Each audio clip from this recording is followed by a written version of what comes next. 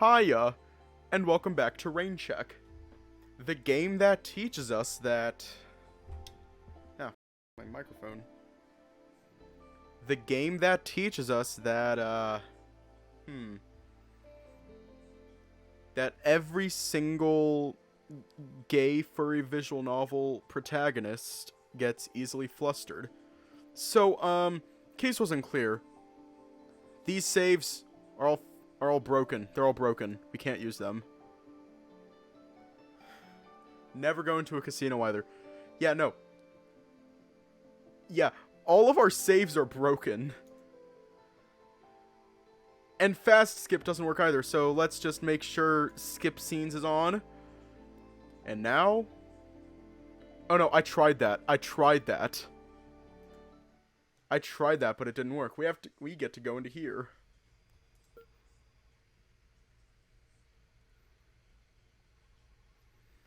I believe we sat at the top. Are you good? We didn't give him the money.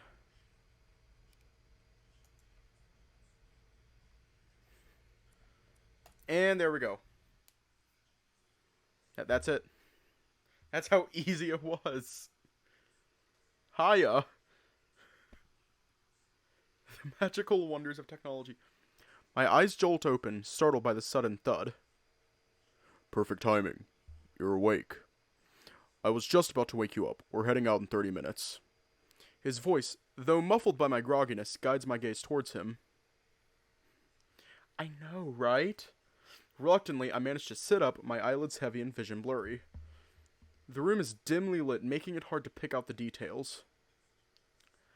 Yeah, but a shadowy shape on the bed catches my attention. A briefcase. Morning. What time is it? 5:40.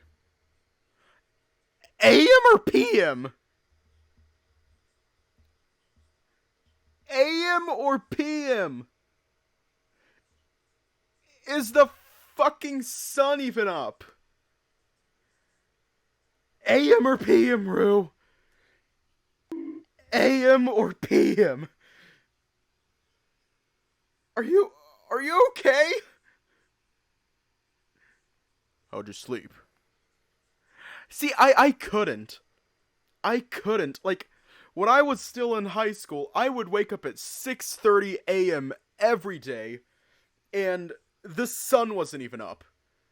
And I was about to just start bashing my head against the wall, and just be like, ugh, because it was another day of fucking trigonometry or some shit. Actually, trigonometry, that class was actually pretty fucking fun. I actually liked that class. But I'm a fucking nerd, so it doesn't matter. How'd you sleep? I rubbed my eyes, squinting through the thin gap in the curtains. The lack of sunlight confirms the ungodly hour. Okay, I guess. As my eyes adjust, I stare at Rue. He was wearing some kind of overcoat. It was so much fun! Like, even though I can't remember, like, half of it. Sine, cosine, tangent. That's about all I remember. And even then, I don't fucking remember any of it. There's, like, sine, cosine, tangent, cotangent. It's all just inverse, and it all leads into a circle, which leads into a triangle.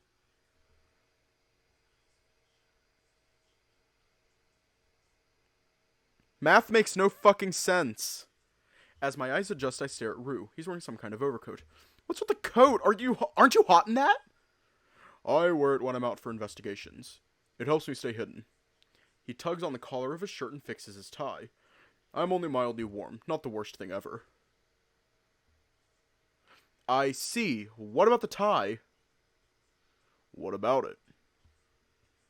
Don't you think it's a bit over the top for an investigation? No. Enough with the questions. Go freshen up and get ready. We'll be leaving shortly. Thoughts from yesterday creep back into my mind. I remember exactly what we're going to be doing.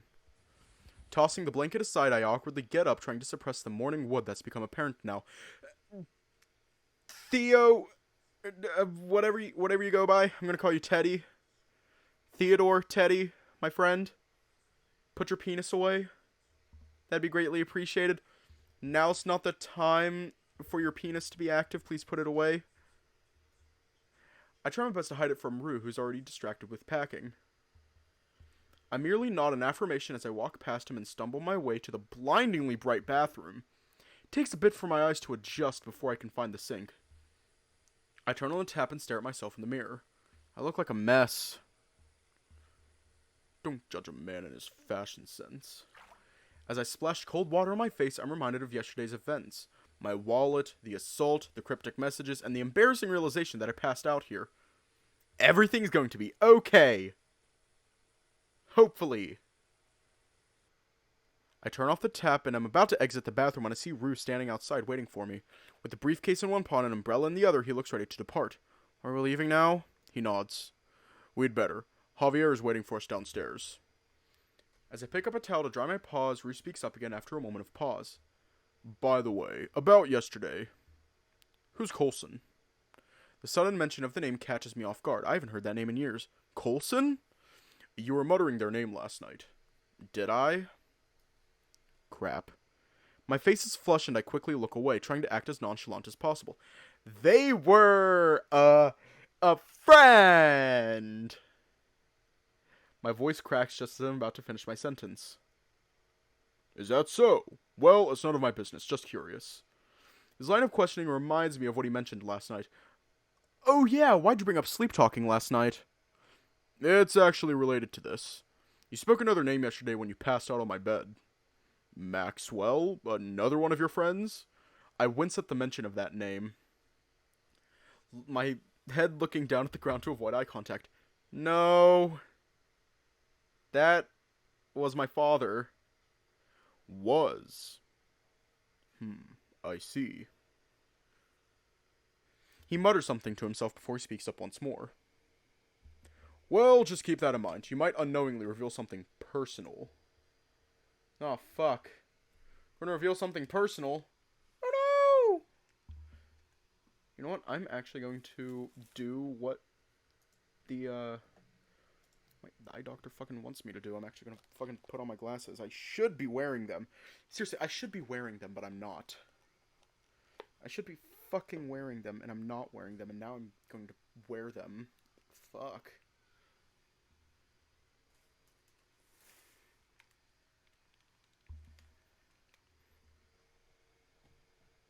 I know! I'm actually fucking wearing them now. I'm actually wearing them.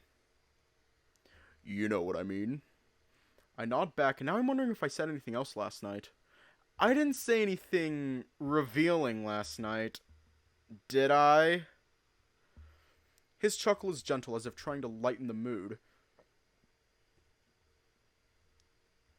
Oh, hiya. He waves a paw dismissively, then gestures towards the hotel room door. I'll be waiting for you in the hallway. The elevator ride down is unsurprisingly fast, given that it's still early in the morning. Rue is preoccupied with adjusting the straps on the sleeves of his overcoat. He's even bulkier with that coat on. It seems so cumbersome. Oh my god, thank you for the follow. Oh my god, thank you. Yeah, we did already read this, but we gotta read it again. We arrive at the lobby, exit through a separate set of doors, and reach the hotel driveway. I follow Rue's lead as he points to a black sedan with heavily tinted windows situated on the opposite side of the parking lot. I wonder why my cab driver didn't pull up here yesterday. It's just around the corner from the street entrance. As we walk over, the driver's side window rolls down and the same fox from yesterday reveals himself. A fine morning to the gentleman. Jesus fuck. Do I even want to try twinning with him? Do I want to fucking try twinning with him? Because I have the shit to... No, I don't want to dig through my clothes. I don't want to dig through it. I have most of the shit to fucking twin with him. A fine morning to the gentleman. And Rue. That is my goal in life, to twin with everyone. Rue scoffs back, looking unimpressed. We're lucky. It doesn't seem to be raining. Yet. Wolf gets into the front passenger seat, leaving the back completely free for me. The fox takes out his phone and punches something in it before driving off. Give Theodore the rundown. Sure, let's see. Well, today's definitely interesting. First stop is Iridescent Drive. And after that... Hang on, did I already read that one? First stop is Iridescent Drive. After that, we'll head back for Cypress.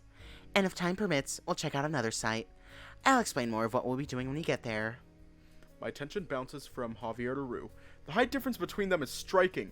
Rue has to bend slightly forward to prevent his head from hitting the roof, while Javier's head is just barely on the headrest.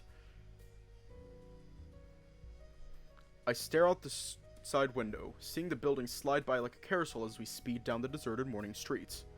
So, Theodore, I tried to chase the origin of those messages, but came up short. Whoever sent them didn't want to be found. They knew what they were doing.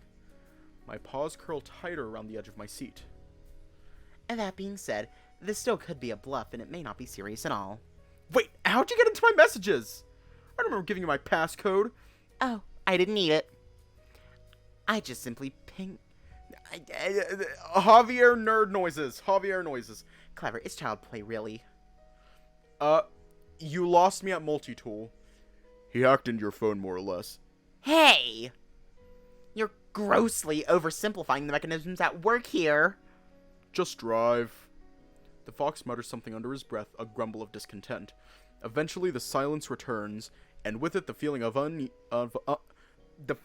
unease starts to turn within. Hey, I brought some tortas if you guys are hungry. My stomach growls from the mention of food. He offers a bag from the center console over to Rue, who declines and then passes the bag over to me instead. I take the plastic bag and take a torta out and inspect it. It's a lot heavier than I thought. Tortas? It's a kind of sandwich. You don't have any allergies, do you? These are somewhat spicy. No, I should be fine. Left! The car lurches to the side abruptly, causing me to drop the sandwich, staining my jacket.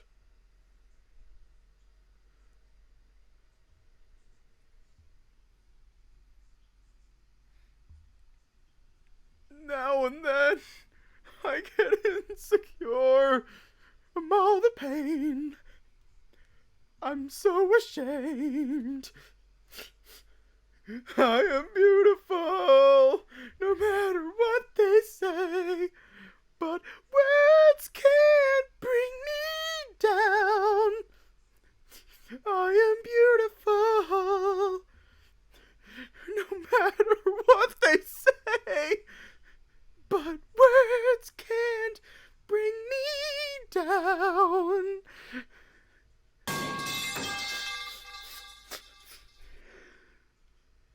Javier, can we stop for a second?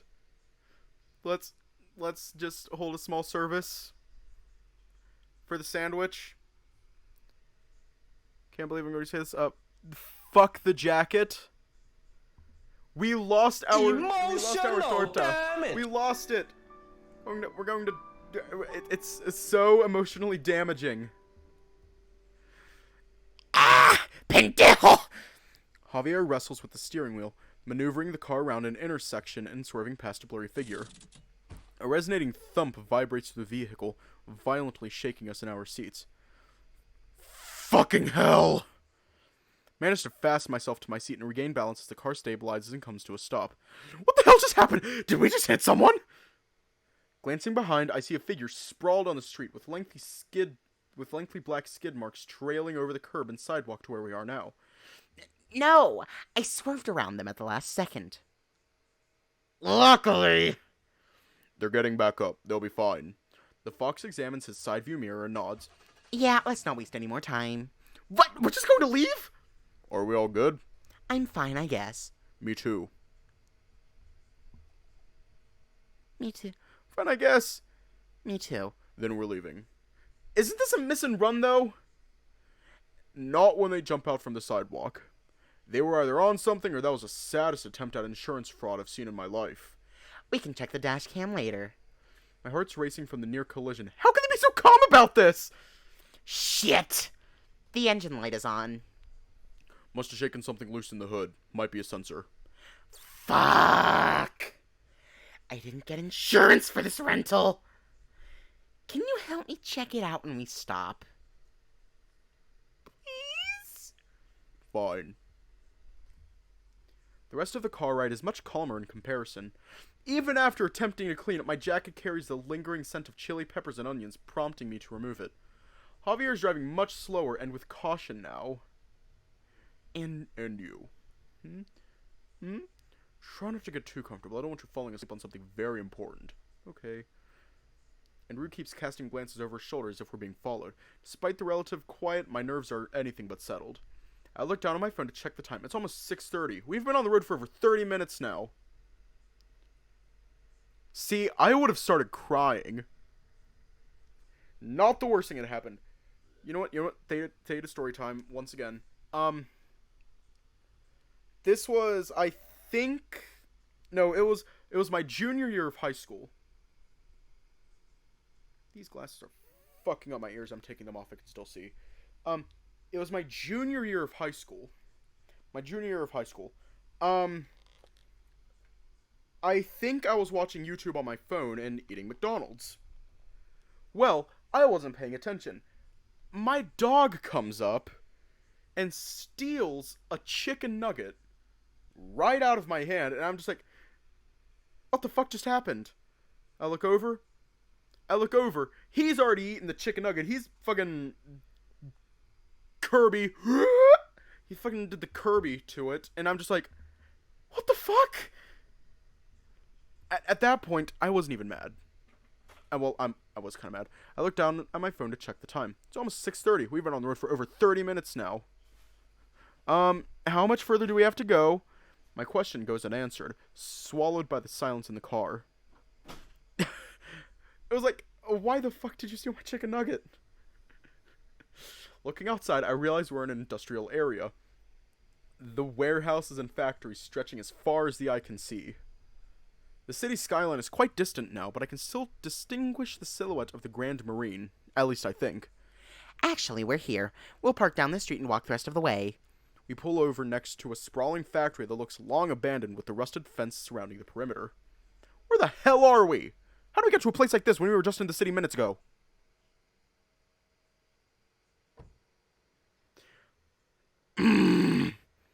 Rue stretches, yawning as he does so. Next time, get a bigger car. Yeah. Speaking of which, could you check the hood? I'll start making my way over. He waves a device in his paw, gesturing Rue towards the hood. Then, turns and walks down the street. Alright. What about me? Rue motions towards Javier, who's already some distance away. This won't take long. I'll catch up. Okay. I start jogging to catch up with Javier, but he turns and raises a paw, signaling for me to slow down. See, the thing, he only stole one chicken nugget. He only stole one. And, like, I still had, like, 16 or so, because it was, like, a 20 piece, but still. Try to be more discreet, please. I ease my sprint into a steady walk, gradually catching up to him.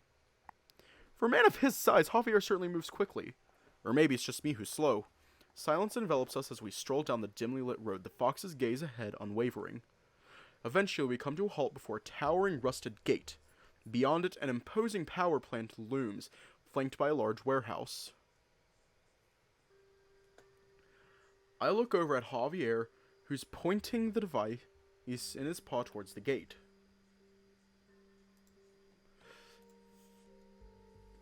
I expect something to happen as he presses a button, but nothing does. There. What did you just do? Shifted gate surveillance signal to another channel. Much safer than disabling it, obviously. This should buy us about an hour's worth of time. Casting my gaze beyond the gate, I make out two cameras on top of a power line, with one facing our immediate path ahead. What about that camera? The fox looks at me skeptically, then squints in the direction I'm pointing. A bit too dark, but... He aligns the device with his eyes and aims it upwards without hesitation. Better safe than sorry. Huh, you can see it, right? Just barely. You tigers in your night vision! He mumbles to himself and strides past the gates, motioning for me to follow. Wait, are we finding another way in? Exactly. Going in directly would draw too much attention. Maybe we can find an alternative entry point. I carefully trail along the fence with Javier, trying not to make too much noise with the gravel around. Maybe I can pry a tad into our objective. Hey, what are we searching for exactly? Anything unusual, out of the ordinary, weird, suspicious. And we're planning on going inside the power plant? Yes, but we'll decide our point of entry once Rue arrives. He halts and scans the surroundings before turning his gaze back to me. Speaking of which, what do you think of Rue? Huh? The sudden question catches my attention, and I look at Javier perplexed. What do you mean? He's nice, I suppose. You returned my wallet and saved me a whole headache of trouble. He raises a brow at my response, seemingly unconvinced. Is that so? I'm surprised he hasn't scared you off like he does with most people. Why would he scare me away? Is this related to something? I don't see how this... Haven't you noticed how large he is? He's even taller and bigger than you. Plus, he's not known for his friendliness. Yeah, I mean... I guess... I'm actually not sure if I've got a good read on him. Hopefully he doesn't find me too annoying. What about you? Aren't you scared of him? No, not really. There's nothing he can do to scare me. And why's that? No particular reason. By the way, I think he has a soft spot for you. He smirks as his words fluster me. He reaches over, giving my shoulder a playful tap. Too much? Now I understand what Rue meant. What are you talking about? Oh, why don't you ask him about it later? Anyways, let's continue on. I want to find a decent vantage point before Rue arrives. Confusion lingers in my mind, wondering what Javier is trying to convey. He strolls alongside the fence, eventually vanishing around a corner. Although tempted to shout after Javier for an explanation, I remember that we need to maintain our undercover status. I hastily follow his lead, hoping to not get left behind. Please don't leave me like this. We distance ourselves from the entrance gates by a couple of 100 feet, yet the power plant seems to stretch endlessly. There's not much around here, apart from the vast fields of grass surrounding the area. So far, I haven't noticed anything unusual. I'll be right back. Please don't leave me like this. Stay with me through the night. Back to the Shiloh. Please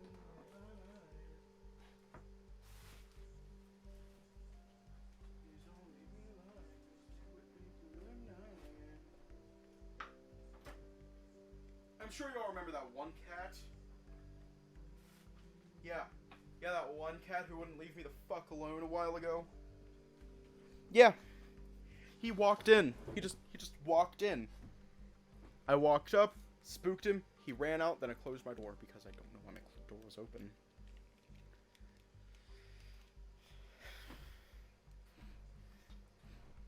So far, I haven't noticed anything unusual. Yeah, back to the story. Javier continues to disable surveillance cameras as we pass by, and it's amusing to watch him point at them with the small device in his paw. What is that anyway? This? He waves the gadget in his paw with intent. It's the same multi-tool device I used on your phone last night, a bit flipper. Bit flipper? How exactly does it work? I won't bore you with the details, but it lets me manipulate, save, and store signals. Huh. That's cool. This isn't a toy, you know. It must be used with great care. Right. By the way, there's a camera over there you missed. I didn't miss it. I was just about to get it. Oh, he's a tsundere. Is he going to, like, come up and be like... I didn't miss it, Baka. And say, won't the people monitoring the security feed suspect something if all their cameras are going offline? No, I'm simply reassigning their cameras to another channel temporarily. This causes their video feed to lag and allows us to walk by undetected. I nod in response. It's not like I like you or anything, Baka. I nod in response, pretending to comprehend the technical workings behind it. Javier looks around and points at several large steel pipes that snake over the fencing. Perfect. He scurries over to inspect the pipes leading out of the tall metal fence. Fortunately for us, it seems like a blind spot. Although... Javier ponders for a second, hesitating to speak. Oh no, they totally would have been found out if it wasn't for Theodore. What is it? Suddenly he looks at me, his gaze contemplative. Shit! Where the hell's Rue when you need him? What's wrong? I won't climb this. The pipe's too wide and slippery for me. I can't risk getting injured. Looks like we'll have to go back to the car and retrieve the drone, although that might not be a good idea. I study the pipes again. They stand at least 10 feet high and way wider than Javier. I can do it. What? I can climb the pipe. You? Climb the pipe? Are you serious? You're trying to impress the wrong guy. I would rather not have you do anything to jeopardize your safety. I'm serious. I've climbed similar things back home countless times. I want to help out too. It's the least I can do after involving you guys in this. This is one of the few things I'm good at. And here I thought you were going to be a liability, even though you technically still would be if you fell. He examines my body and tail before reluctantly nodding. Oh my god! What the hell? An FVN protagonist is actually useful? Wow. Fine, fine. If you're so determined, I won't stop you. But if you fall and can't get up, I'm leaving you here. Did they just reference a fucking meme? Like, Theodore's just going to follow me like I've fallen and can't get up, and Javier's like, It sucks to be you. and then just go on his way. I'll stop you, but if you fall and can't get up, I'm leaving you here. Also, take this. Javier reaches into his coat and retrieves a device similar to the bit flipper before handing it to me. Yay. There's a small display with several buttons on the side. And once you reach the top of those pipes, just press this red button for me and aim it at the main building. He points towards the largest structure, partly concealed by electrical grids and cooling towers. Got it. Okay, sounds easy enough. I secure the device in my pocket and grip onto the pipe using both my arms, pulling myself up. As I climb, I coordinate my body, alternating between my legs and arms while swaying my tail for balance. Yay, we're useful. It's been a while since I last climbed anything, but fortunately my muscles still remember the motions effortlessly. Reduced friction on the pipe demands some adjustment, but I managed to ascend with relative ease. Not bad. Faster than I expected. Reaching the top of the pipe, it bends forward enough to create a small platform for me to rest on. With one paw gripping the pipe for support, I retrieve the device with the other and aim it at the building. I press the button, and as if on cue, a figure emerges off in the distance. Oh shit! I quickly shuffle backwards, sliding down the pipe. Did we get spotted? No, I don't think so. They were looking the other way. They? How many were there? Just one guy. They were off in the distance near the cooling towers. I hand the scanner back to Javier, who scrutinizes the tiny display. There's nothing. You sure you pressed the button? The red one, right? Absolutely. And there's nothing at all. No new signals indicating activity anywhere. How strange. I would have expected something. Unless... The fox suddenly looks at me with a worried expression, sending a chill down my spine. Unless... I can only think of two explanations. Either they know we're here and are jamming my signals, or they're underground and I'm about to test one of those theories. He aims the device towards the power plant, but this time slightly below the pipes. The screen illuminates. Figures. The signal's coming from underground. Is that normal? For a power plant? No. In any case, we should probably tell Rue about this. Oh shit, that's right. What's taking Rue so long? He said he'd been quick. Speaking of which, let's head back. Something must be wrong with the car if he's still not here. Make our way back to the car, but something feels off. Where's Rue? Looks like something happened here recently. He points to the ground beside the car. There's large streaks of gravel that seemingly lead nowhere. I stop and sniff the air, detecting Rue's faint scent overpowered by a stronger odor. Do you smell that? It smells almost... Gasoline and rubber burner. Do you think something happened to Rue? Maybe, but he was fixing the car earlier, so that would explain it. But it doesn't explain his disappearance. I don't think anything happened, but... Fuck it, let me try calling him. Wait, what about the proxy contact he gave me yesterday? I can try to contact him too. Sure. Javier's phone rings out, and there's no answer. I encounter similar results when attempting to establish a connection through the proxy contact. Something's wrong with his phone. It's unresponsive. Though his face remains expressionless, a faint note of concern tinges his voice. The fox walks up to the car's side and attempts to open the door, but it's locked. He retrieves the device from earlier and deftly presses a few buttons, prompting the truck to pop open. You would know how to wire a car, would you? I shake my head and he shrugs back expectantly as he makes his way to the trunk. Of course not. This doesn't feel right. How can someone as large as Rue just disappear off like that? Well, I can think of a few possibilities. He retrieves a couple of items from the trunk and discreetly tucks them into his coat. I shoot Javier a curious glance. Just bringing a couple of things for insurance. You know, a stun gun and a Dazzler. He picks up a small metal rod from within the trunk before closing it. So, you think he's inside the power plant? It would make the most sense. It does, but I know Rue. He does things that make the least amount of sense. It's unlike him to not contact me, though. Let's take this opportunity to do some scouting as well. He fixes his gaze on me for a moment before speaking. Here. I meet his gaze with a blank expression, cautiously accepting the metal rod. What's this for? For self-defense. Considering your build and what Rue told me, you probably won't need it, but just hold on to it just in case. Is this one of those retractable metal rods people use in action movies? That? No. It's just regular pipe. You think we have the funding for fancy gadgets? I stare back blankly at the fox. Now come on, let's get going. Oh shit, are we gonna Half-Life the fuck out of this building?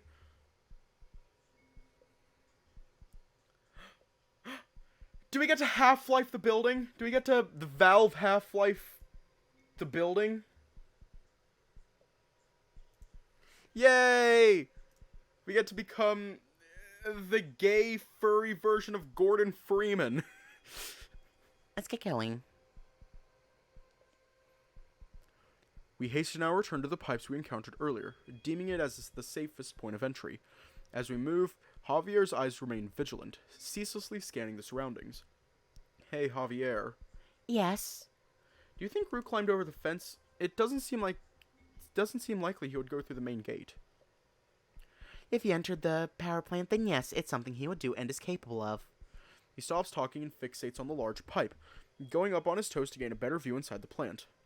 Is the coast clear? I need you to climb up first and pull me up. See, in Half-Life, you get a crowbar, and you beat the shit out of zombies, and then you get a gun, and you shoot the shit out of zombies. Then you get, like, I think you get grenades. It's been a couple years since I last played Half-Life, and even then it wasn't actually Half-Life. It was, Black Mesa, the Half-Life remake. I think you get grenades, so you blow the fuck up zombies. And then you get another gun, and then you shoot some, surgency people. Then you shoot some, agents. And then you teleport into a No, I mean, like, do we get to beat the shit out of people with a metal pipe or crowbar? Because if so, then we're gonna Half-Life this bitch. I step back and position myself toward the direction where I spotted the figure earlier. Okay, I think it's clear. I push the metal rod through the fence and onto the other side before approaching the pipe. This time I managed to ascend with relative ease, reaching the top in half the time. Upon reaching the top, I confirm that the area is free of any immediate threat. Woohoo! I turn around and extend my arm downward for Javier. He leans upward and I just manage to grasp his small black paw. Takes a bit of effort, but my upper body strength is enough to pull Javier as well. Thank God he's small! I doubt I could have done the same for Rue. We both shimmy along the pipe until it dips, and we ascend quickly in a sliding motion. I walk over and retrieve the rod while Javier waves me over. He points to a small crevice nestled between two sheds, sheltered by raised platforms overhead. I nod in response, taking his cue, and we proceed quietly, cautious about making too much noise on the gravel. Okay, so what's the plan? Well, the easiest way to locate Rue would be to call him, but since his phone is presumably dead... We don't have any tracking device or something for Rue? I do. That's what his phone is for! Anyway, we need to access the surveillance cameras, which means finding the security room. And that's easier said than done. Actually, it just might be. Theodore, can I ask you for a favor? What is it? He hands me his bit flipper from earlier. Listen carefully. This square button jams the signal when aimed at cameras, and this triangle button saves the location. I only need you to find 3 cameras for each one. Jam it, then save its location. Got it? I'm not so sure about this. I'm much bigger than you. I'm bound to get spotted. Didn't you say you wanted to help out? Besides, your night vision's much better than mine. He gives me a cheeky smirk and nods. I guess that makes sense. Perfect. Now go. I'll try to contact Rue in the meantime. Turning around, I glance quickly around, then hug the side of the shed for cover. I crouch down and steadily maneuver between containers and machinery, somewhat relieved to find nobody along the way. Good thing we came early, or this would have been 10 times harder. Just as I'm about to turn a corner, I catch a glimpse of two large cameras positioned near the base of some overhead platforms across from a row of transformers. I do my best to line up the scanner from behind the corner and press the buttons in the prescribed order. Okay, just one more. The camera's jammed, I swiftly make the turn and move beneath the platforms for cover, cautiously scanning my surroundings. I spot a clearing ahead near a cooling tower. It appears to be a suitable location for a camera. As I approach, I hear deep grunting sounds growing louder. I take cover behind a transformer, being careful not to make contact, and peer toward the source of the sound. Do I need a sensor? What the hell is going on?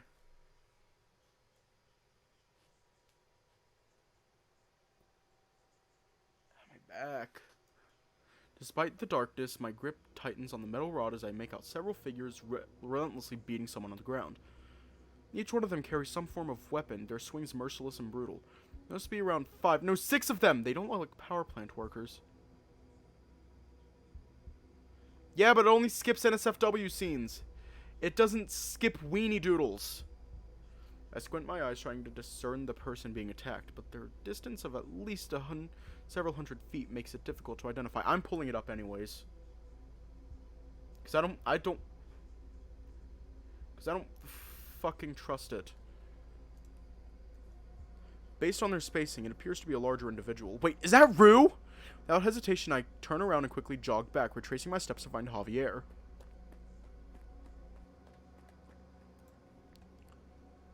I arrive at Javier practically out of breath, catching him off guard. Well, la verga, I almost had a heart attack. You're lucky I didn't use my stun gun on you. My bad. So, are you being followed? No! Did you manage to scan 3 cameras?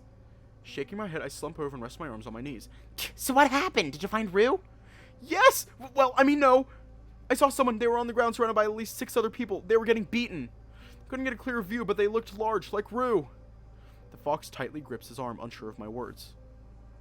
This isn't a joke, right? I'm almost certain it's Rue. We have to help him. Go lead the way. Let's see what we can do.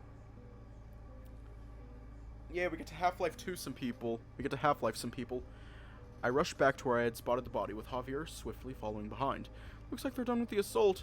I gesture towards the motionless body lying on the ground in the distance, now that the attackers have left.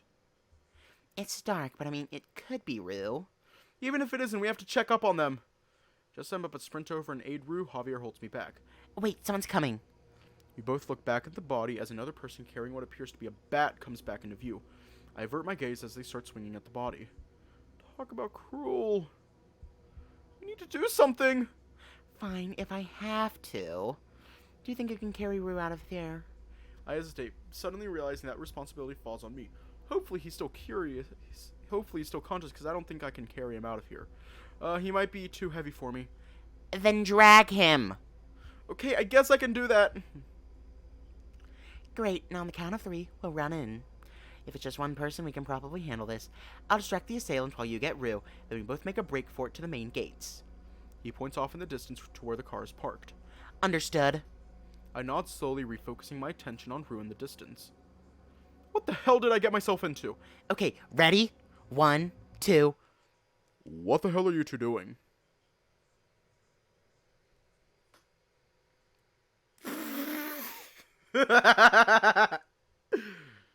We turn around to see Rue appearing behind us.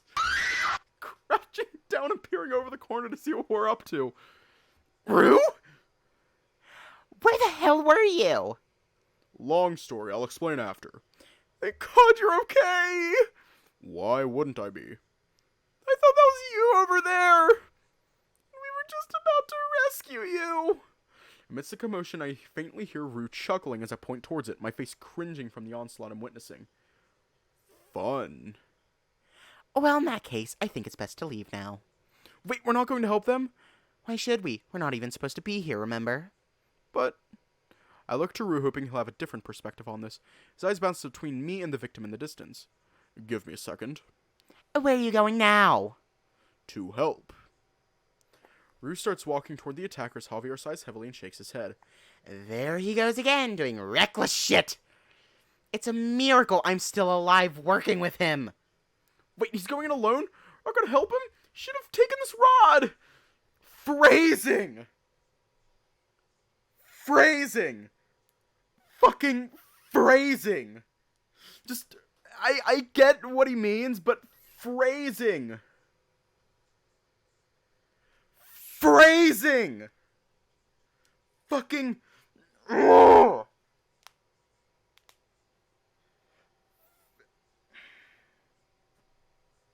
You know what? I'm doing it. Fuck.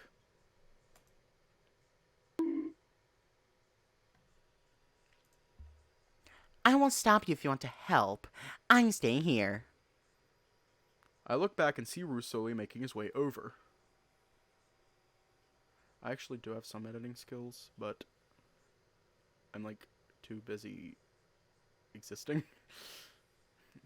The wolf's stature much larger than the attacker. The assailant halts and takes notice of Rue as he draws near feet away. They attempt to swing the bat at him, but he effortlessly catches it with his paw, twisting it out of their grasp and tossing it aside. It's time to drink water. It's time to drink water. It's time to drink water. It's time to drink water.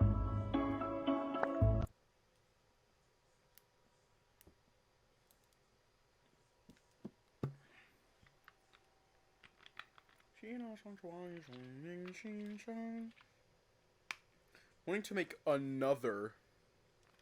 I am wanting to make another redeem. Another funny redeem. And it's probably going to end up being Chelsea.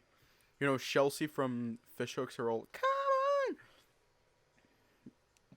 In an instant, I flinch as the wolf throws a powerful punch straight at their face, sending them crashing to the ground. Holy shit! Javier scoffs beside me, shrugging nonchalantly. I'll work on it tonight. They'll live. Rue motions for us to come over as he stands tall over the body in the ground. Coast is clear. I reluctantly follow Javier, scanning the surroundings, making sure no one else is around. Now that I'm closer, I note the attacker to be some kind of raccoon now knocked out cold. Just a couple of feet away, there's a boar cradled in the fetal position, facing the ground and wearing a dark jacket. You guys thought this was me? You're joking. I nervously chuckle, realizing my mistake. He's right. They're closer to my height and look nothing like Rue besides the color of the clothing. Okay, good night, Amethyst. I guess I was mistaken. Quickly, search that thug. Let's see what we have here. Javier puts on a pair of gloves, crouches down, and retrieves his phone to carefully examine the unconscious attacker. Hey, are you awake? He stares at the beaten boar. No reply. What a fucking pain. As I take in the whole situation, I feel drops of rain hitting the side of my snout. It's starting to rain. My hushed comment catches Javier's attention, and he looks at me with apathetic eyes. Good. Hopefully the rain will help wash away our scent. Rue rolls over the boar effortlessly, then turns to us with a concerned expression as he places an ear on their chest. I recoil in disgust upon seeing the boar's bruised and bloodied face. I don't need to see that. Fucking hell, his heart stopped! He places his paws on their battered chest and immediately begins performing CPR. Feeling queasy from the sight, I decide to look away. After several awkward moments of silence, the wolf's the first to speak up. Javier, stun gun. Yeah, I'm on it. The fox paces over, takes out his stun gun, and passes it to Rue. Wolf proceeds to tear open the boar's clothing and his fangs before glancing up at the sky. Rue spreads out his coat, providing shelter for the boar from the increasingly intense rain. Is it really good to be doing this in the middle of... Hey, there's people here! Get them! I turn toward the voices, and my eyes widen as I spot two tall figures dressed in black, slowly advancing toward us from the cooling tower, each brandishing a knife. Oh shit! What are you holding? A knife! No! My legs freeze and a heavy knot forms in my stomach, inducing a wave of nausea. Guys? We got company. Stall them. I'm occupied with CPR here. Fuck! My legs finally respond and I slowly back away, clutching the rod close to my chest, terror gripping me. Hey, where are you going? Think I can take on these clowns myself?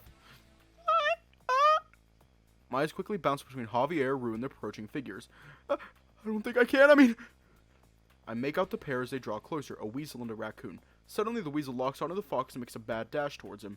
Panic starts to swell. What the fuck do I do? Kill them, they seem too much. A little help here would be nice. I tighten my grip, weighing my options. Fuck, it's not like this is the first time I've done something like this. The weasel jumps towards Javier while the other larger figure focuses on me. Rue, you better hurry the fuck up. Suddenly, the thug lunges at me with a knife, but I manage to dodge it in time with a quick backstep. I close my eyes, tightening my grip on the metal shaft. With all my strength, I swing the rod downward. Thug cries out in pain, dropping the knife. They react swiftly as a punch hurtles directly toward my face. I try to dodge to the side, but I slip and drop the rod. Shit! I fall next to the knife and waste no time in picking it up. Suddenly, a sharp, intense pain jolts through my thighs as I attempt to get up. Ah, fuck! I glance up and see a leg winding up for another kick. Without hesitation, I slash out with the knife, putting all my force into the awkward angle. Ah, you fucking punk! You're dead now! I struggle to rise to my feet, flinching from the pain in my leg. Did Javier just flash through? The thug retrieves a radio from their pocket. Bring back about now! Shit, this isn't good. I can barely take on one guy. How are we supposed to handle more? I try to call out for Rue, but stop as I raise my arms to intercept a relentless impending strike. Ah! Ow! That fucking hurts! I drop the knife, pain coursing through my arms, and my assailant takes the opportunity to grab it. In a split-second decision, I blindly kick as hard as I can. Not today, you shithead! My kick is intercepted and my leg is pulled out from underneath me. I fall flat on my back, wincing as I clutch my tail, as the air leaves my chest from the sudden impact, leaving me winded. All the air. As my attacker looms over me, preparing for the final blow, I try to yell for help but can't catch my breath. This is it. I'm going to die, aren't I? Get fucked! Is that Javier? What is he?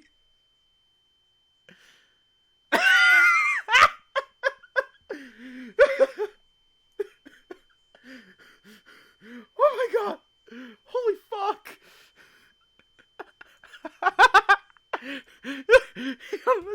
Is that Javier?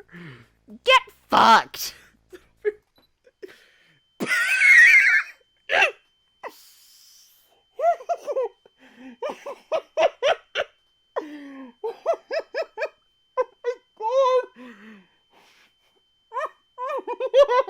I just gotta do that again.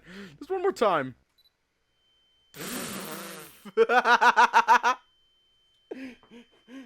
Emotional, damn it!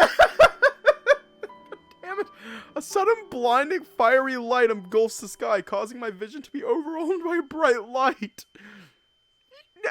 Those fuckers just got Men in Blacked. They just got Men in Blacked. Wait, is that the movie that I'm thinking of where like they have this like laser that erases memory? I think that's Men in Black. I could be wrong. An ear-piercing ringing fills my ears and the world around me seems to spin. No, it was a flash bomb. It was a flashbang. Instinctively, I shut my eyes, but the afterimages in neon colors only increase in my disorientation. Am I dead? Did lightning strike? What just happened? The ringing becomes unbearable and my thoughts become incomprehensible in the chaos. We just fucked them up. Javier just fucked them up. It was a selfie stick.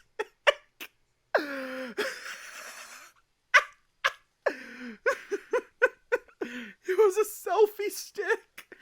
What? Where am I? My head.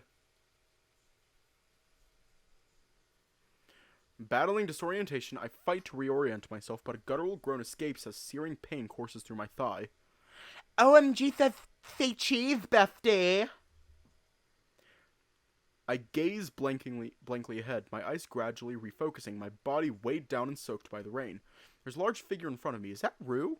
And who's he on top of? I can't make out from the way they're positioned. Rue? Wait, that is Rue. Rue lifts his paw and swings it down with full force, barely intercepted by the person underneath, causing their paw to strike the ground. Oh! Rue, is that you?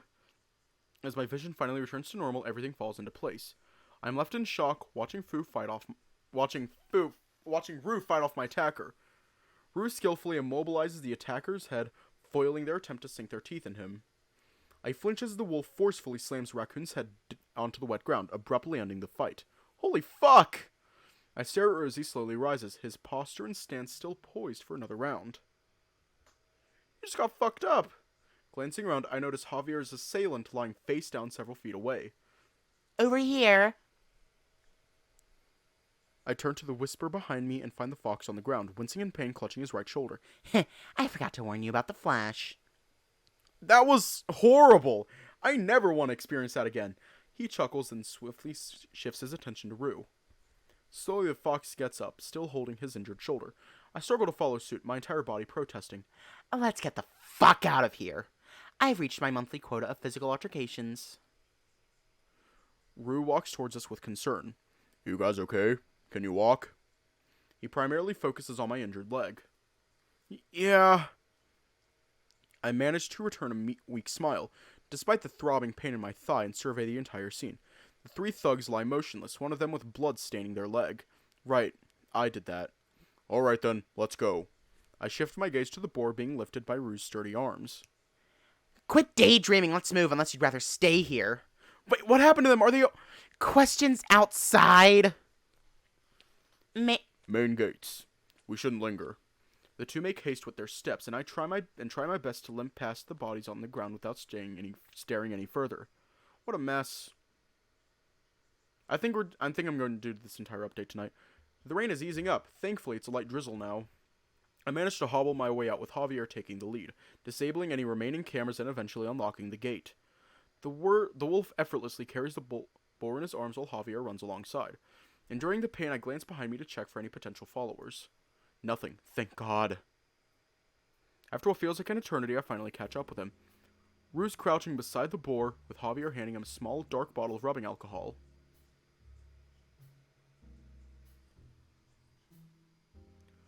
Looks like our friend here lucked out. Everything seems stable. As stable as things can get, I suppose.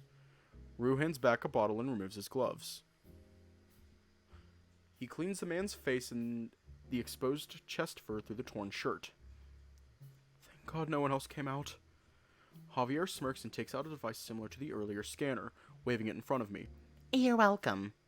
The fox puts away the bottle and gloves into the trunk, then examines the guy once more, shaking his head. Poor guy. He's lucky you're such a skilled surgeon. Ha! You're kidding. Even you could do this. It's first aid. Wait, you're a surgeon?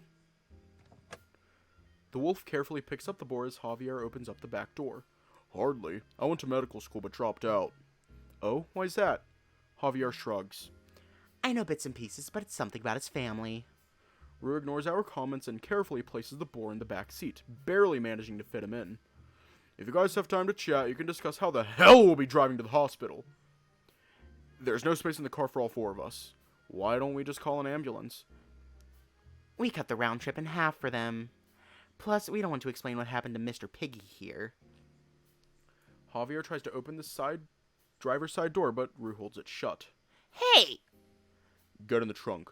We don't have time to waste. Excuse me? What about my shoulder? I'm not going in the trunk. Remember last time If he dies, it'll be on you. His ears flatten as he sullenly makes his way to the trunk. I'm expecting some proper compensation later tonight. Damn! The stuffy air of the car mixed with my damp clothes is extremely uncomfortable. The windshield's fogged up, but Rue turns on the AC. Do you mind if I take off my shirt? It's really wet. Rue turns behind and picks up my jacket that's on the floor, passing it to me. Put this on at least. I peel the clean, damp shirt off my body, which Rue takes from me and deftly tucks it away behind a seat. Startled by the cold breeze, I quickly slip into my jacket. So, off to the hospital now? Rue remains unresponsive, engrossed in studying the controls before swiftly shifting into drive and steering away, his eyes fixated on the gate ahead. I get a good look at Rue and can't help but grin when I realize how funny he looks hunched over driving. My smile quickly fades as the awkward silence settles in. I hold on to my seat when I realize how fast we're going. As I glance at the dashboard, I catch the wolf stealing a look at me, triggering my recollection of Javier's earlier remark. Now might not be the right time to bring that up. Maybe I should ask about what happened back there instead. There was a bright flash earlier. I think I lost consciousness for a bit. Do you know what happened? Javier used his Dazzler to save you. I tackled the asshole off of you after that and took care of them. You should probably thank him later. What about Javier's attacker? I'm not sure. It looks like he handled it himself, although not without sustaining injury. We didn't kill them, did we? Probably not. I swallow hard, trying not to dwell on the thought of being labeled a murderer. How's your leg? Huh? Oh, I look down at my leg, gently prodding the area and immediately regretting it as a jolt of pain shoots down. It hurts when I move or touch it, kinda feels like it has its own pulse. Let's take a look at it when we're back. What is it? I feel bad. This was completely avoidable. Sorry for putting you two in danger. I promise it won't happen again. He ends his thought abruptly, and I sense a storm of emotions hidden behind his unyielding gaze ahead. Not knowing what to say, I wave a paw dismissively and point it to the back seat. It's fine, but what about him? What about him? How's he doing? Internal bleeding, probably fractured arm and digits, chest burnt, and a lot of small cuts. But I've seen worse. Glad his legs aren't broken or we'd have a fun time getting him in. Jeez. He's going to be okay, right? I hope so. Can you check if he's still breathing? Turn around properly and crane my head over to study the man laying on his side towards us. Yeah, I think so. Then he'll live. He might know something, so I'm sure Javier is going to follow up on that. You don't think this has anything to do with my text? The wolf shrugs. There's definitely some kind of gathering there. Now that we know what we're dealing with, we can't risk going back. Okay, but what's going to happen to me? The loud banging from the back startles me. Hey, I can still hear you guys, you know. We need to go back to get answers. We were so close. Javier's muffled voice echoes from the back. Rue casts me a glance, looking unimpressed. You might be right, but it's too dangerous. Look at you guys. I'm surprised you two made it out with the injuries you have. We would have been fine if you helped us and didn't play hero to save that pig. And I'm stuck back here because of it. The fox in the back continues making remarks, but I can barely hear him over the sound of the rain, which is picked up again, masking his voice. Rue smirks and ignores Javier's comments, continuing to drive. The car lulls into a tranquil silence, accompanied by the soothing sound of heavy rain cascading around us. My back. I stare off into the distance. The cool air-conditioned breeze relaxes me, my eyes growing heavy from exhaustion. Today's been one hell of a ride already. Huh? Rubbing my eyes a few times, I focus to find Rue poised by my car door, brandishing an enormous clear umbrella. I quickly look at the driver's seat. Yeah, we're gonna stop for a minute. We're not leaving off here tonight. We're not. But we're stopping for a minute while the ad plays. Fuck my back.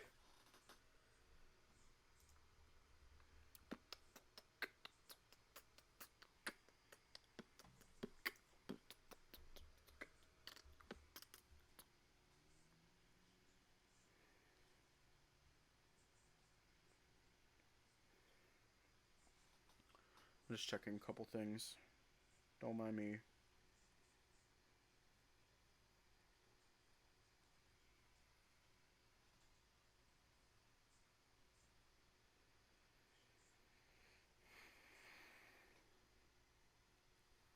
Alright.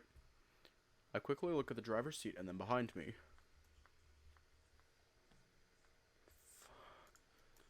Both empty. Morning. We're getting food. His words are muffled by the glass, but luckily I can make them out. What happened to your suit? He groans, sounding slightly disappointed. It's soaked. I threw it in the trunk. Now let's go.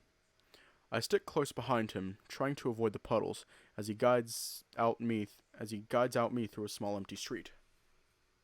We're back in the city, but I don't see the familiar silhouette of a Grand Marine in the horizon. Where are we? What happened to that guy? We're in the neighboring city.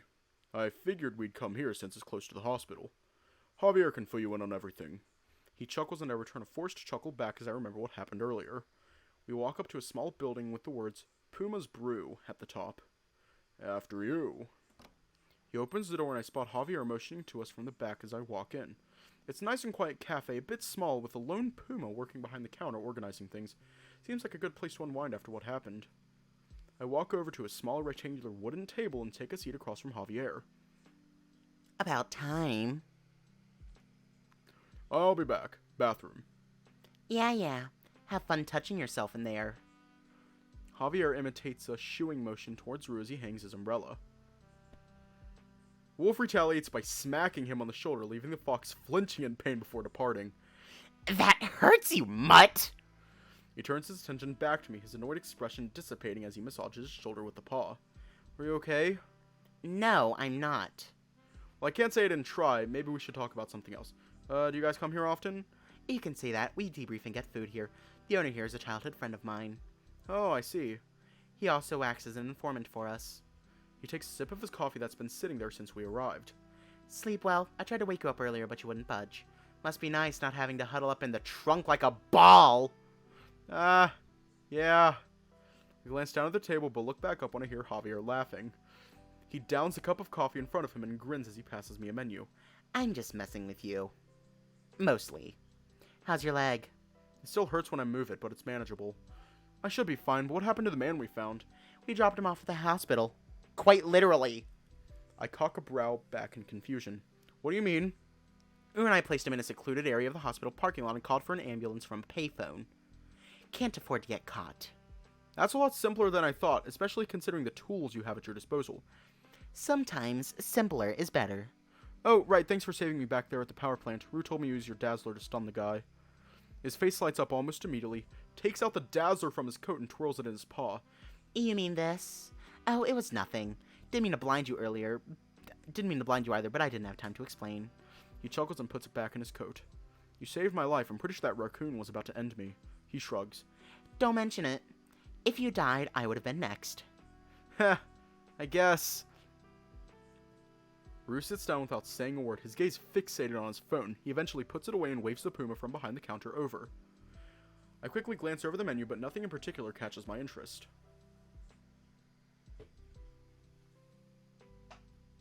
Adorable CG. The puma comes over and smiles at us.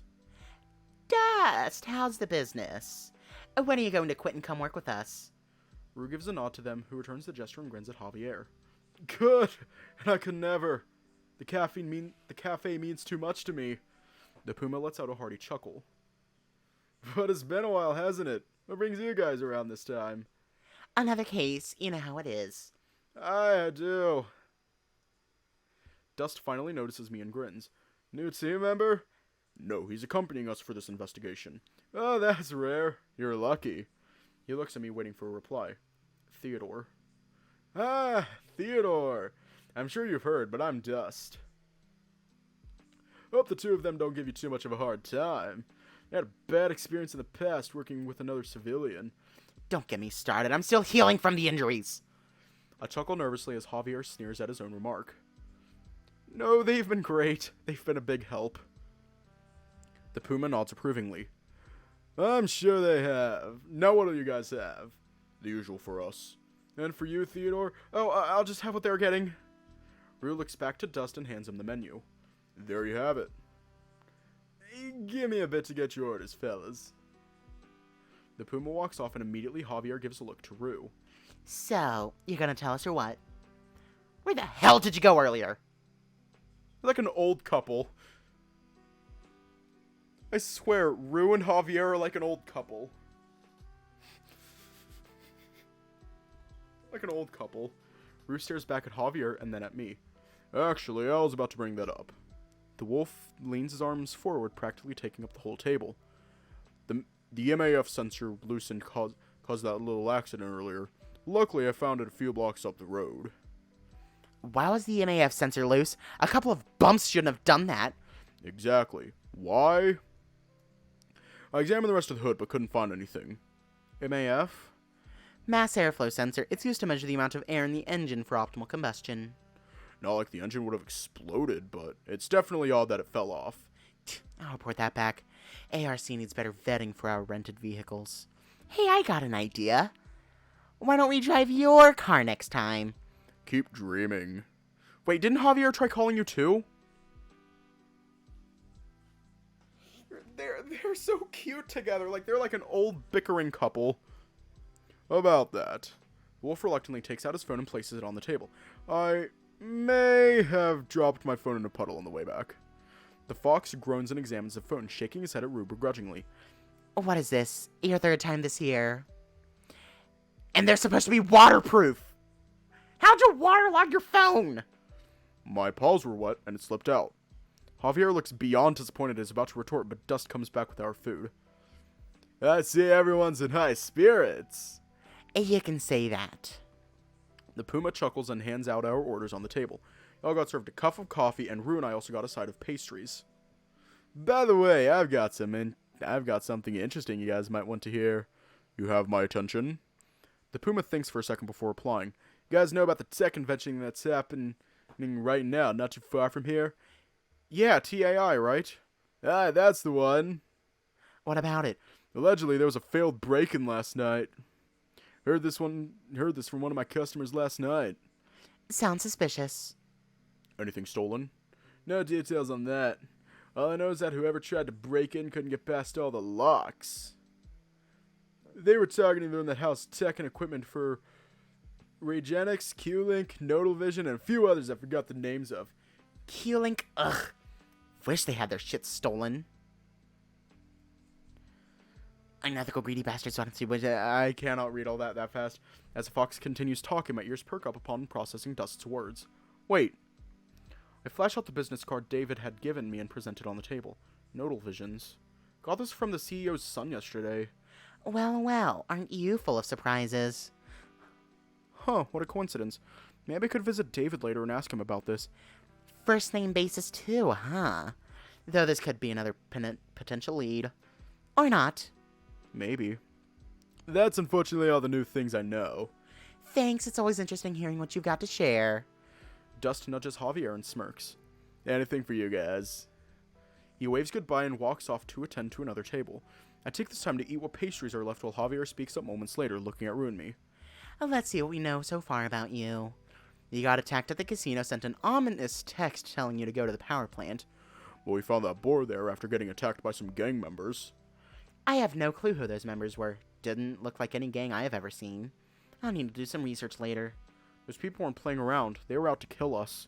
Maybe. But why didn't they kill that man? They did, but I saved him. I mean, why didn't they kill him immediately? Rue shrugs. Who cares? Well, anyway, there's also that attempted theft that happened last night. All we've really learned is that whoever sent those texts might pose an actual threat to Theodore. And us. Possibly. Also, that man was wearing different clothing than the rest of them. Might have been a power plant worker. But he didn't look like a worker. I say we go back there later tonight and figure out what's really going on. I detected signals underneath the power plant earlier. No. That's reckless. Sure it is, but they're a shady gang. They must have ties to other dark dealings across the city. And don't say we don't have time. Andrew told us to get to the bottom of this. No matter how long it takes. What the fuck is this comment? I'll read it later. Rue sighs, thinking for a moment before stroking his beard, looking at me. Javier might have a point. This city is rumored to have one particularly strong underground network of corruption. Admit it, this is our strongest lead so far. It could be worth a shot. We're doing things my way if we go. Sure. I'm also interested to hear what our friend saw, if he ever wakes up. I finish my cup of coffee and the three of us sit in silence for a while before Rue gets up and looks at us. Let's move. I hide behind the eaves with Rue, shielded from the torrential downpours. Javier races down the street, wrestling with Rue's rebellious umbrella against the wind. Man, what happened? How'd it get this bad so fast? It's pouring so hard outside, I feel bad for him. See the fox get in the car, but after waiting for over a minute, it still hasn't moved. Something's wrong. Glancing back, I catch sight of Javier. He's racing towards us, utterly drenched with no umbrella in sight. He appears frustrated, his breath's coming in short, ragged gasps. What, misses that much? No, you mutt! The car won't start! Don't look at me, I'm not checking it in this kind of weather. Ah, fuck it, I'm calling a tow truck. Let's head back inside. We step back in, only to be greeted by Dust. Back so soon, did you guys forget something? Car won't start, so I'm calling a tow truck. Oh, that's a shame. Where you guys headed? Need a ride? The Grand Marine. That's a ways away from here, but my offer still stands. What's the catch? No catch, just settling all debts, and the weather does make it a good day to close early. In that case, Theodore, hand me your phone so I can stay in touch. Oh, sure. This won't take long. I pass over my phone and he sets up the proxy contact like Rue did with me. There. Just remember, it vibrates at the first time setup. Right. Now you guys go ahead. I need to wait for the tow truck driver.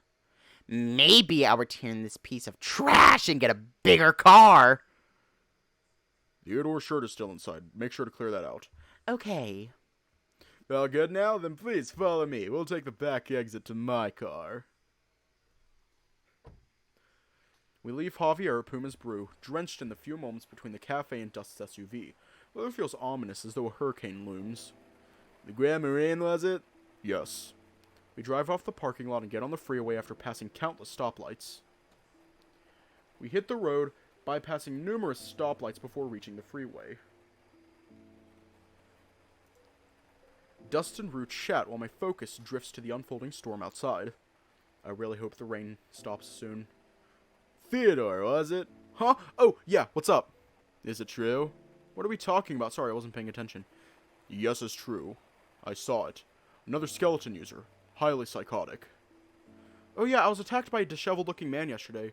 So the reports are true then. What reports? I haven't seen it myself, but I've read that skeleton overdose and related attacks have spiked recently in the past months. Huh, I wonder why. Sounds like we have distributors. You might be right. There's a small break in the conversation before stories of Dust and Javier replace the grim topic, easing the monotony of the traffic-filled stormy journey. Though my attention drifts, the infectious laughter of Dust and the witty remarks from Rue succeed in brightening the mood. Eventually we arrive back at the familiar driveway of the Grand Marine. Feels like forever since I was last here. You gotta stay safe now, you hear? Thanks. Anytime. Take care, you two. Thank you. Struggling out of the car, I hobble towards the entrance. Rue, already inside, watches with concern. He graciously keeps the door open for me while shaking his head. Watching you walk like that hurts me. Come back to my room so I can take a look at your leg. Okay. As Rue walks beside me, reminiscent of a nursing home, a tinge of embarrassment arises as we walk through the lobby. Hey, can I ask about Dust? The wolf casts a glance over me. What? It was kind of him to drive us here.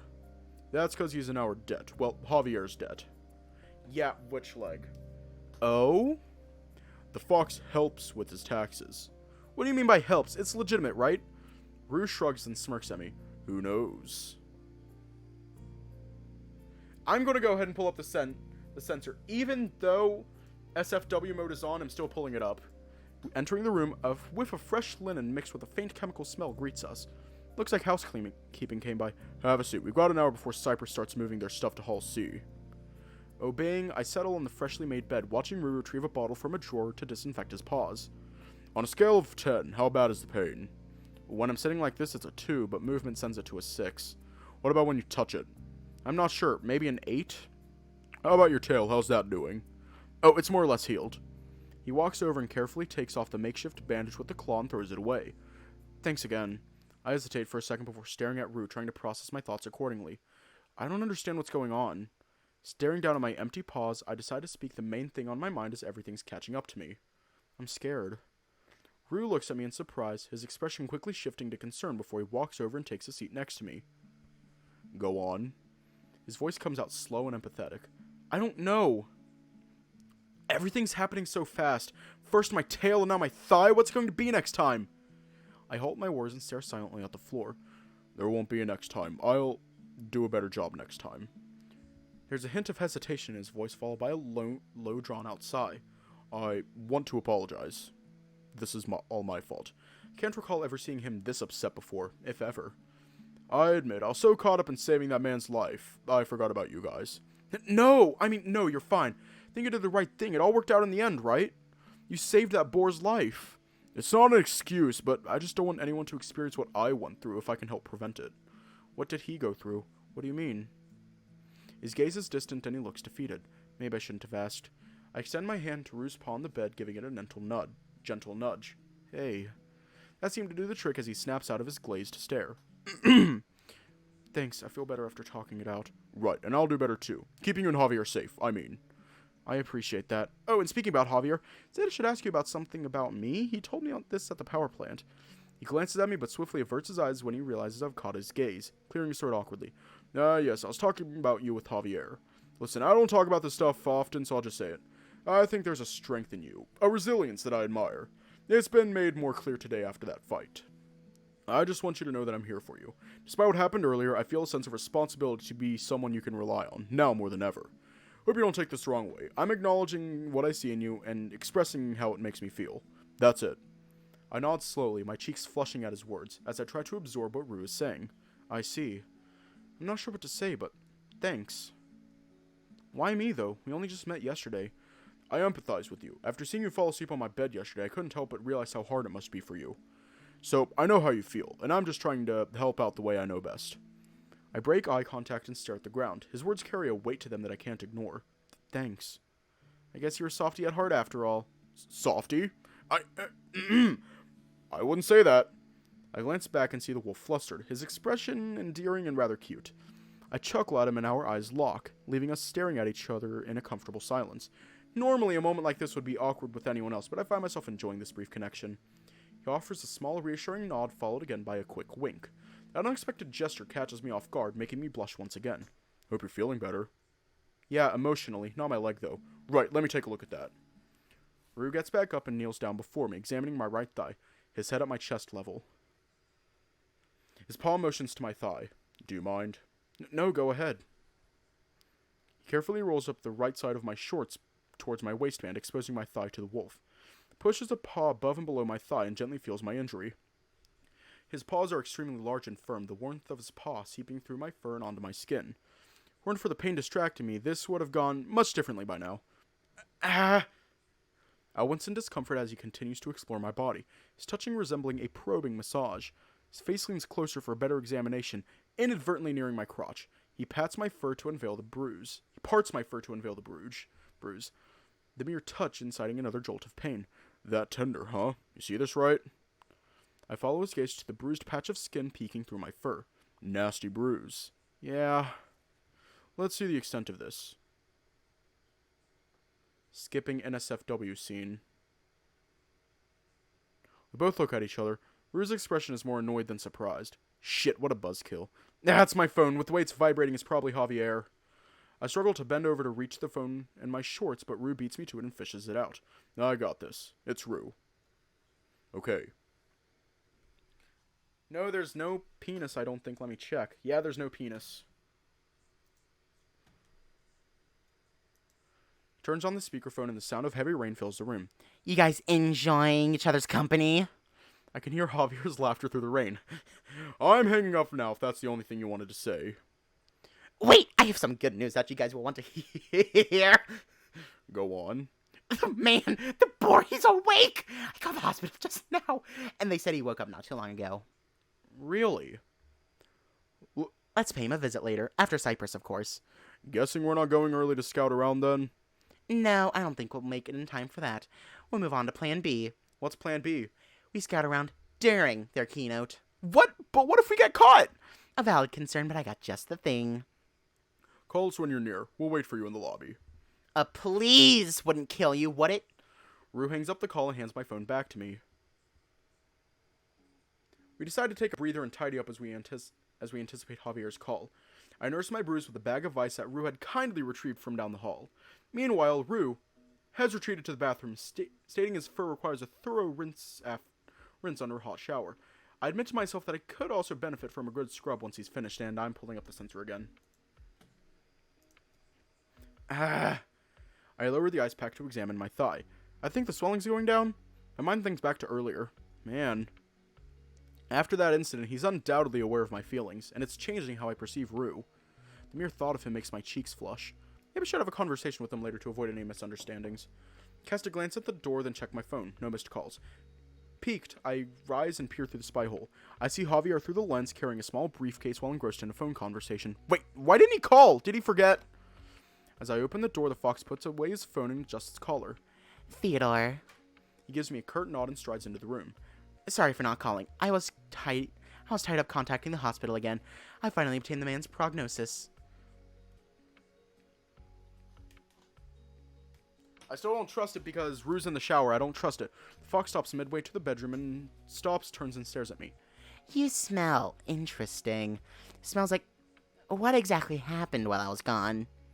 God, this is so embarrassing. What do I even say? Nothing. We were just resting. He sniffs towards my mouth before growing a dubious grin. Resting, huh? I wish I could say the same. The fox moves closer to me and chuckles. For future reference, consider using a using the disinfectant in Rue's top drawer. It'll disguise your earthy undertones much better. Can't go around having you smelling like Tiger Musk and semen. I try to think of a response, but my mind awkwardly blanks out. There's no coming back from this one. I just got destroyed. I forgot something in my car. Maybe use this time to freshen up while I'm gone. He smirks and pats my stomach gently. For me, please. The fox steps back out and disappears off in the hallway, as I'm left embarrassed. Man. Walk over to the drawer and open it, finding the can of disinfectant Javier had mentioned about. As I begin spraying, a sudden twitch tingles in my nose. Achoo! Oh god, I might have used too much. This stuff's irritating my nose. Achoo! Hastily returning the can to its place, I attempt to soothe my nostrils by airing out my jacket. Achoo! I can't fucking make sneezing noises. I rush over to the countertop, taking out some tissues for my nose. Ugh, this is so uncomfortable. Did I accidentally spray too much? At least my scent isn't off-putting anymore. I hope. Okay, no more penis. You got it. You got it. Sorry, can you explain it to me one more time? Despite my attempts to suppress the sneeze, the sound erupts loudly. God, are you sure you're alright? I nod back reassuringly, my nose still itching. Yeah. His gaze lingers concerningly before starting his explanation again. Whenever Javier comes back, we're going to head down to Cyprus in Hall C. Since you're here, we're going to use your pass and head on in. Once we're in, we'll sit as far back as we can. When they have their intermission, that's when we'll make our way down and backstage. That should connect to the storage room, and we should be able to look around undisturbed. Right, wait, we? We're going to need you to watch guard while we investigate. There's a limited window of opportunity. Are you sure? Well, why don't we do it after? There's a high probability that what we're looking for will be gone by then. Don't worry, you can always feign ignorance if you get caught. Pretend you're searching for the restroom. Okay, I guess. The urge to sneeze comes back again. I quickly cover my mouth with my arm. Achoo! You were fine before my shower. I think it's the disinfectant I used. I misted it all over myself and now it's irritating my nose. He glares at me, then over by the drawer. You mean the one in my drawer? Why? Javier came by before he left to fetch something. He mentioned I had a musky odor and, achoo! Did he? That fox needs to mind his fucking business. He mutters something to himself before focusing back on me. It looks like you're allergic. Really? But I've used disinfectants like this before and I never had a problem. This is medical grade, so it's a lot more potent. He gestures towards me, specifically my jacket. You should take that off, it'll help. Yeah, but I don't have anything underneath. Right. Here, I can give you something to wear. He walks over, opens a small drawer, and pulls out a blue t-shirt from a small knapsack inside. Catch. I catch the shirt and inspect it. There's a cute little mascot in the center. Is this yours? Do you want it or not? I do, I didn't expect you to have something like this. I also didn't expect you to be so forward with me. Let's talk about that later. A gentle knock reverberates from behind, and simultaneously we both direct our gazes toward the sound. Oh, looks like Javier's back. I quickly strip off the jacket, tossing it aside before putting on the shirt, which fits snugly. Are you two gentlemen ready to go? We don't have all day. His muffled voice reaches through the door, and we both look at each other. There's still so much I want to ask Rue about earlier, but it'll just have to wait. I guess it's time to get moving, huh? Let's. After picking up Rue's coat from Javier's new rental car, we arrive at the convention center.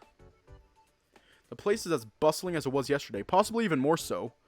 Rue pioneers our path, guiding us from one escalator to the next as we journey from Hall A to C. Down a lengthy corridor, I glance behind to find Javier wrestling his way through the swarm of bustling attendees. He weaves through the crowd, managing to align himself next to me. Ugh, where do all these people come from? And why is everyone here so tall? His last comment seems directed at me, given the pointed stare I'm receiving. Looks like everyone's on their way to Hall C. Maybe they're all checking out Cyprus too? Ah, yes, that's right. How much of Cyprus do you know? Nothing too extensive, but I did read up on them before coming here. They're a biotech firm, right? Something about capturing atmospheric carbon dioxide? Why do you ask? Achoo! Rubbing my itchy nose, I try to alleviate the discomfort. Javier looks taken aback by my sudden sneeze. Bless you. Nothing, just wanted to pick your brain. Javier dodges my inquisitive glance as he takes out his phone and starts jotting something down. Is that it? He concludes his note-taking, meeting my query with a self-satisfied smirk. Yes. I wonder what he's up to. We continue walking, following Rue towards the entrance of Hall C. A lengthy queue is visible on the venue's opposite side, which I presume is for Cyprus. Looks like we're heading that way. Wolf points in the direction of the line. As we continue walking over, it's clear that this line isn't for Cyprus, with signs displaying Lineage Lab all across the walls. But there shouldn't be any other presentations at Hall C now, right? You're correct. I checked their schedule before entering, and they should be presenting at this time. Something must have happened, clearly. Maybe Cyprus relocated last minute. Isn't Lineage Lab the company that does ancestral DNA species tracing? Thought they were presenting tomorrow. It looks like there's been a change of plans. Let me think about what this means. Glancing over, I notice Rue standing aside, courteously approaching a busy-looking feline engrossed in her phone while waiting in line. Excuse me, do you know where Cyprus is presenting?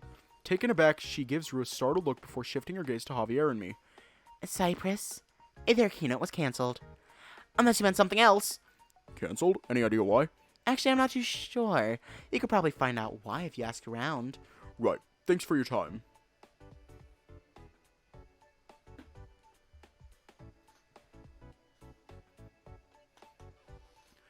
Rue signals his gratitude with a slight nod as Javier grabs hold of Rue's sleeve, casting him a doubtful look. There's too much of a coincidence. You don't think it might be related to the attempted robbery from last night? Maybe another attempted robbery, or something else. Alright, bye. Maybe. We won't know just standing around here, though. Let's get moving with our plans. Plan, but their presentation's canceled. Where are we gonna go now? Sure the thing you're looking for will still be there? I don't know, but it's still worth looking around for clues. This is legal, right? Snooping around like this? Yes. It's perfectly legal. As long as we don't get caught. Suddenly it hits me. I don't even know what we're supposed to be searching for. Is it okay if I ask exactly what we're looking for? Two glance at each other before turning their attention to me. It's a box of plants. Huh, plants? We can explain later. Let's get going. Eventually, we ventured down a side passage that branches into a dim, narrow, staff-only corridor, nestled in the seclusion of Hall C's rear. The three of us stop before a massive steel door, its black surface imposing. There's a door plate beside it. Storage. So this is where Cyprus is keeping their things? Based on the schematics of Hall C, yes. Not just Cyprus, but other companies presenting in Hall C too. Probably the same ones that Dust mentioned earlier. Rue scans the surroundings before signaling Javier that the coast is clear. The fox takes out his bit flipper and aims it down the corridor, directly at a camera, then returns back to the door in front of us. A pin tumbler lock, huh? Javier takes out a small lockpick from his coat and proceeds to meticulously work on the lock. Suddenly, echoing footsteps can be heard down the corridor. Rue's ears twitch and we both turn towards the source. Quickly! I look around and realize that we're stuck in the middle of the hallway with nowhere to hide. Javier grunts back in protest as he continues to break the lock with his pick. Don't rush me, I'm working on it. The fox's paws work in swift, measured movements. The lockpick twirls, jiggles, and turns, his grip tightening on the handle. From my viewpoint, it's impossible to tell whether he's making any headway. The tension is almost palpable. Move aside. Rue positions his body to tackle the door open. Suddenly, with an almost audible click, the lock gives way. Wait, I got it! Javier pushes the door open just as Rue lunges forward, his momentum carrying both of them into the darkness beyond the door. Startled, I dart into the darkness after them, quickly slamming the door shut behind me. The echo of our intrusion dies down, leaving us in complete silence. Stepping into the shadows, my nose instantly reacts to the stale air inside. The room is nearly pitch black. A feeble light dangles at the back, stretching eerie shadows everywhere. Pinche wea estás, pendejo, ¿eh, qué?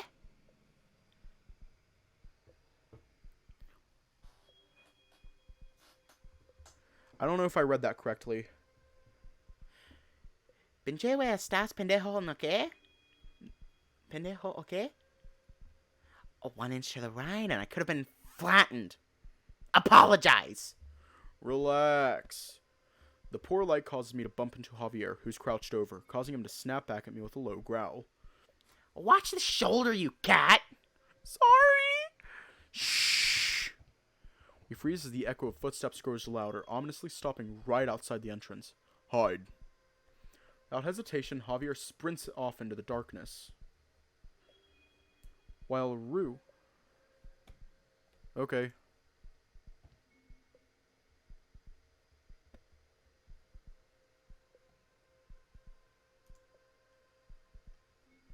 Go ahead and translate it.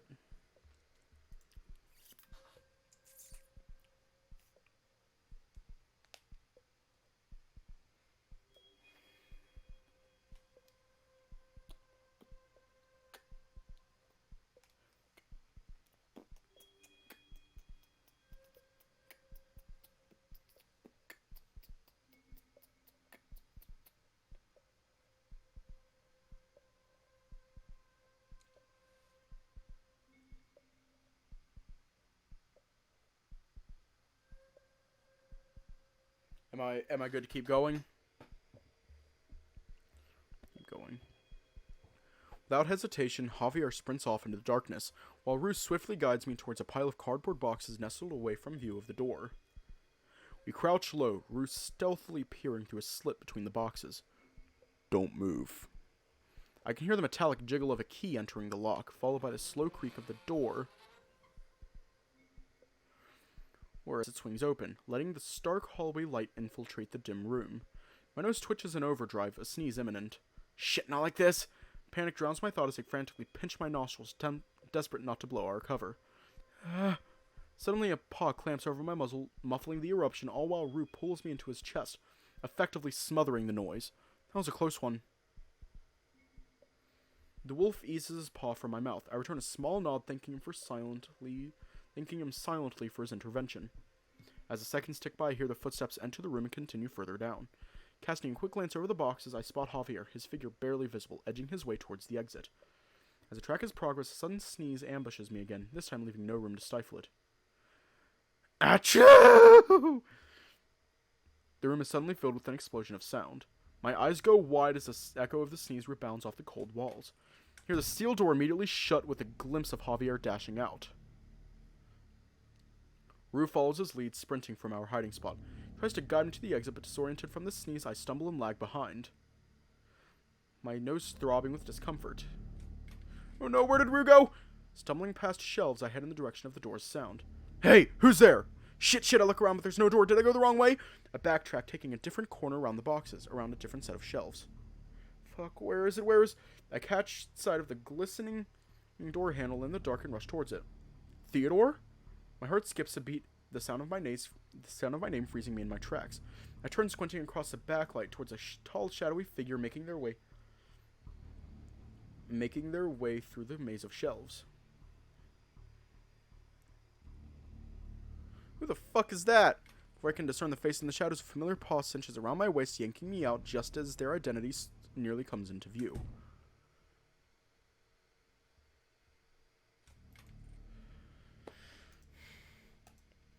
And that is everything so far.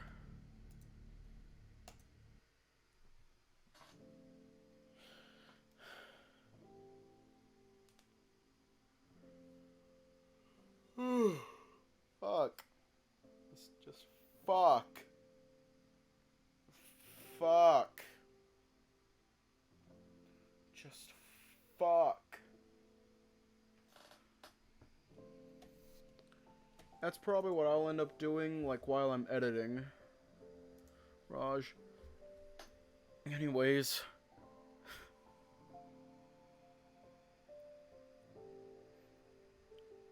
I am tired. But I am not actually going to go to bed until, like, what, 2, 3 a.m.? Fuck's my cursor? Oh, there it is. Anyways, stay safe, have a good night, and I will see you all tomorrow.